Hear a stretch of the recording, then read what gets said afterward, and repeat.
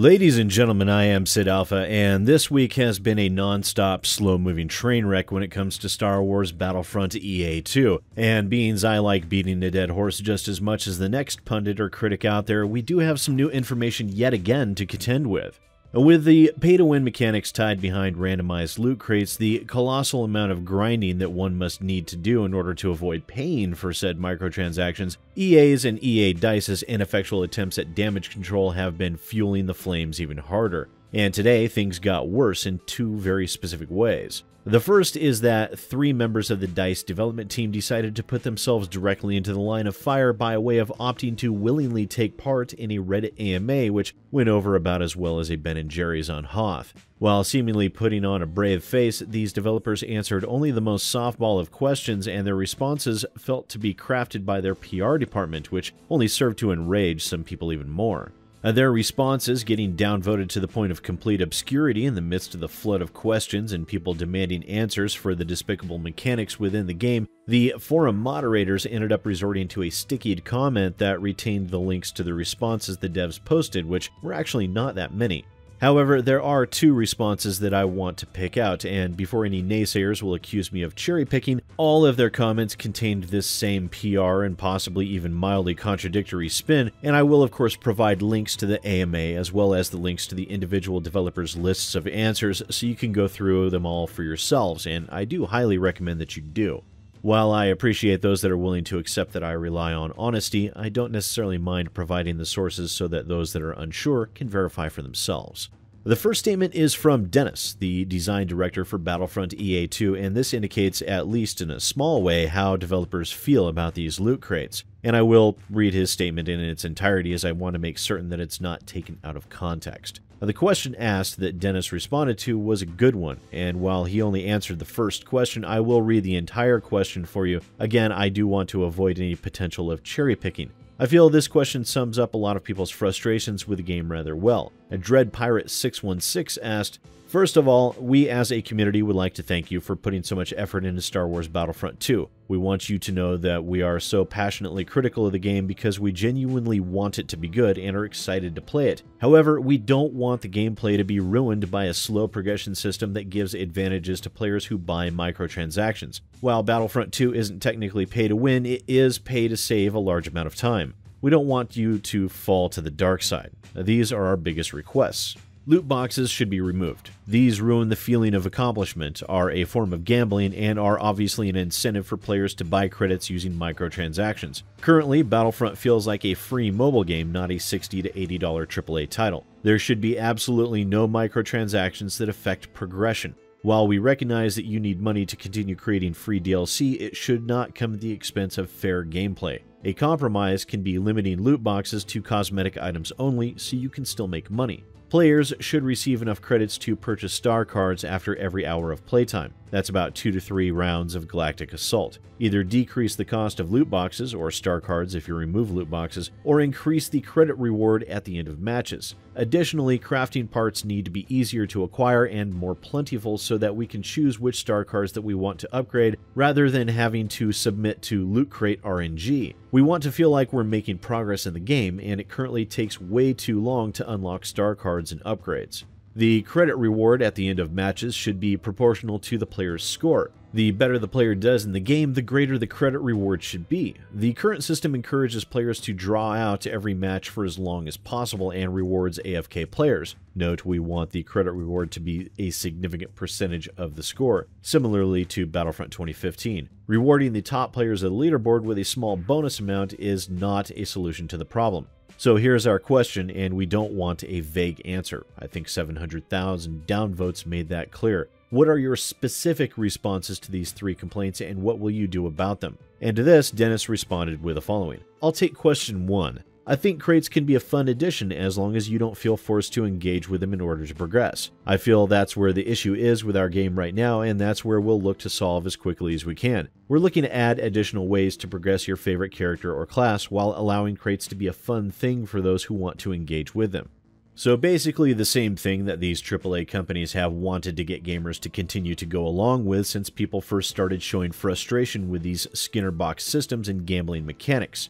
You can see from that statement that they want you to fall into one of two categories. The first being someone who does not like the loot crates and won't support them but will continue to support the game so as to avoid any negative repercussions for their presence, and barring that, they would much rather have you fall into the second category that freely make use of what Dennis quaintly calls a fun addition, bilking your wallets for randomized goods in order to gain an advantage over other people and to avoid the horrendous grind that this game has espoused. The second answer we have from these developers flies in the face of their opinion of not wanting people to feel forced to engage with the loot crate gambling.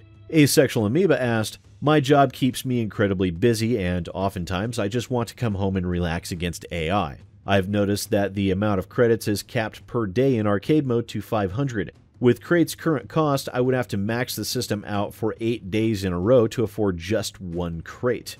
Do you have any plans to change up the arcade values so more casual players like me could afford more than 2 or 3 loot crates a month?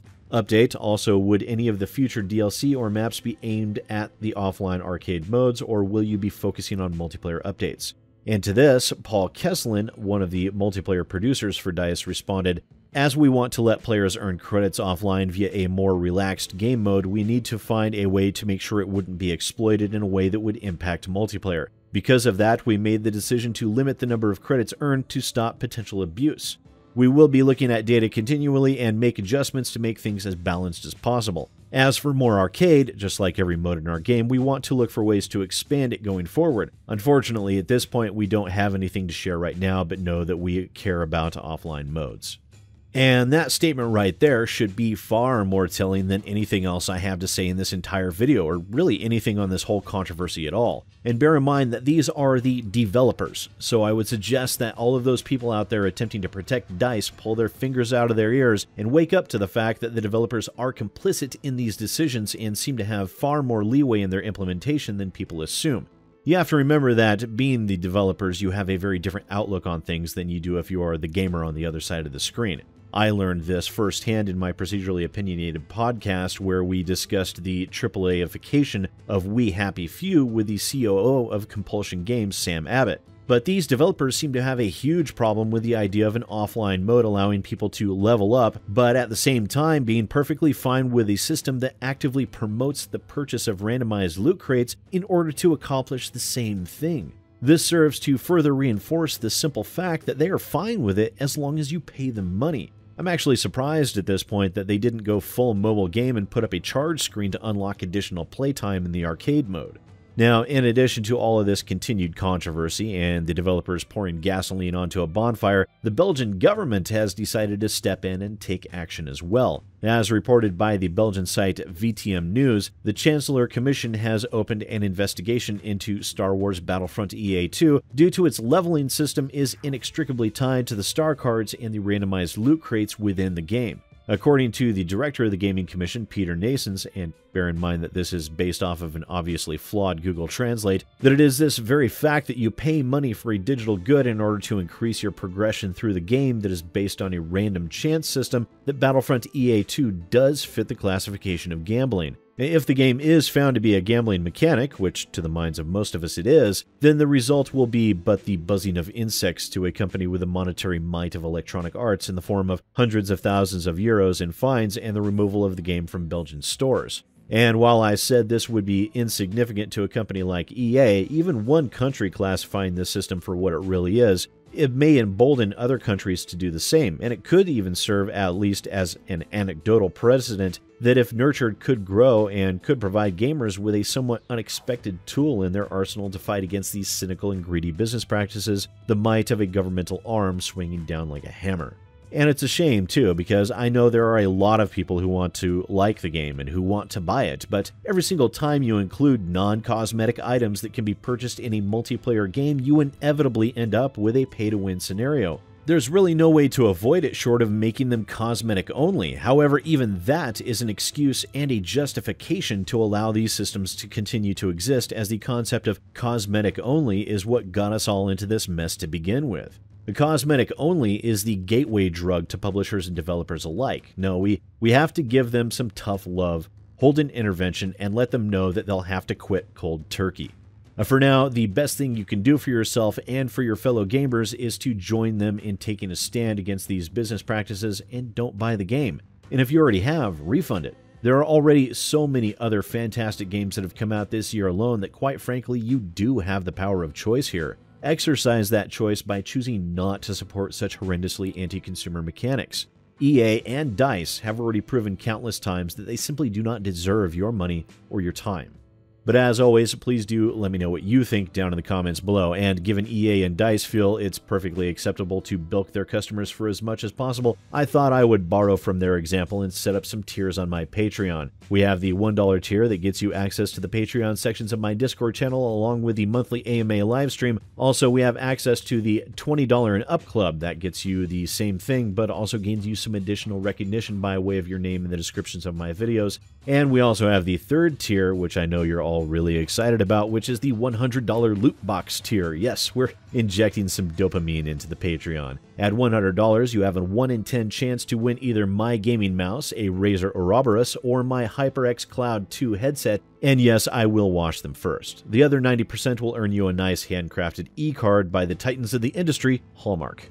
But before you do, it's just a joke. I mean, my Patreon is real, but the whole Loot Crate tier is just a joke. Please don't make me give up my mouse or my headset. They cost a good amount of money, and they're really nice, and I like them a lot, so please don't make me give them up. But at the same time, do give my Patreon a whirl. These videos get mostly demonetized, so every little bit helps. Regardless, that said, once again, ladies and gentlemen, I am SidAlpha, and I'll see you next time.